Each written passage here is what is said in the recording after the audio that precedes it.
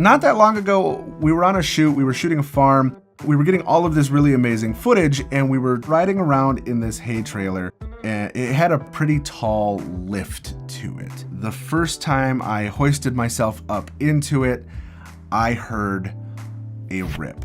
And not like a little, like a tiny little rip, but like a serious rip. And the second that I got up into the trailer, I looked down, and I had ripped my pants from the bottom of the fly all the way down to my kneecap. That has absolutely nothing to do with what we're talking about today, but it was a weird experience, and the camera that we're looking at today is pretty weird.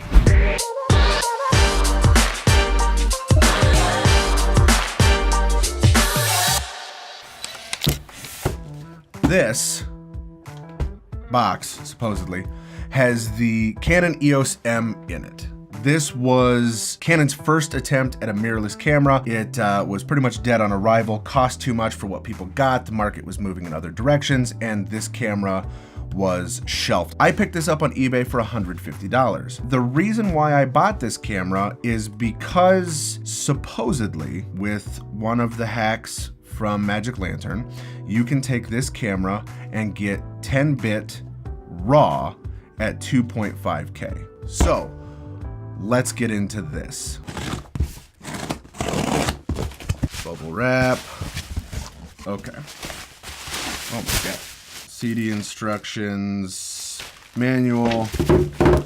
Look how tiny this little guy is. I mean, there's nothing to this. This camera hit the market at $800, but for $150, I figured that it would be worth me buying it, taking a look at it, putting Magic Lantern into it, and seeing if we could get something out of it like it claims. 10-bit, 2.5K RAW. Bananas.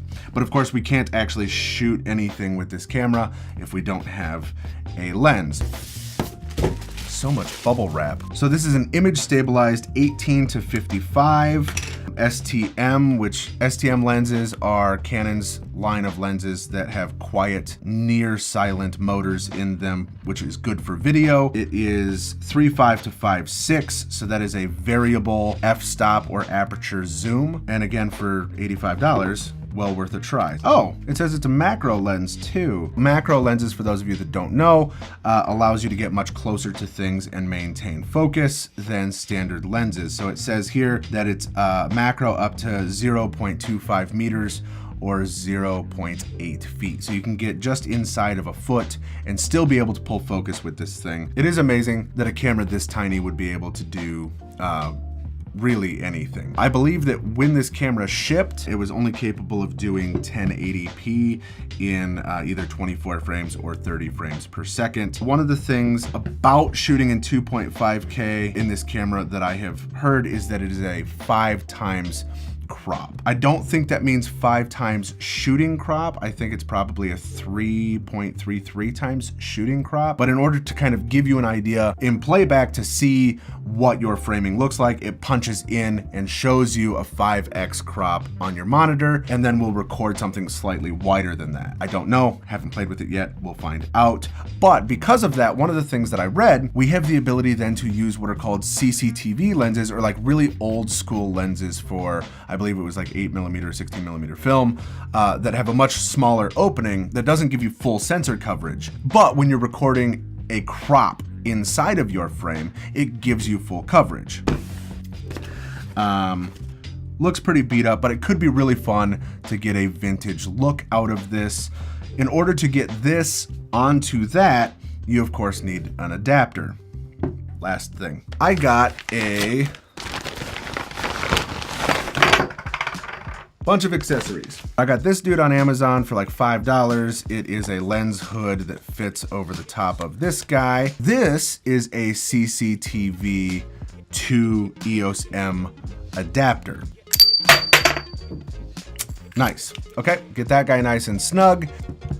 We have a fit. Couple last things that I got. the two filters that I believe everybody should have. A polarizer filter is a two-part filter, which allows you to rotate the front and the back of the filter independently.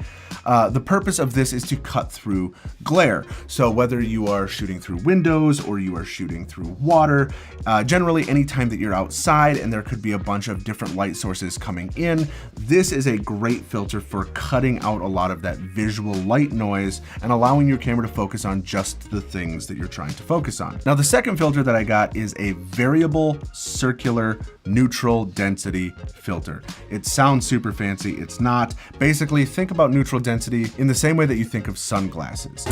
This allows us to use shallower depth of field and things that would be reserved more for inside, even when we're shooting outside in bright environments. You can see that as I rotate this, the more I rotate it, the darker it gets.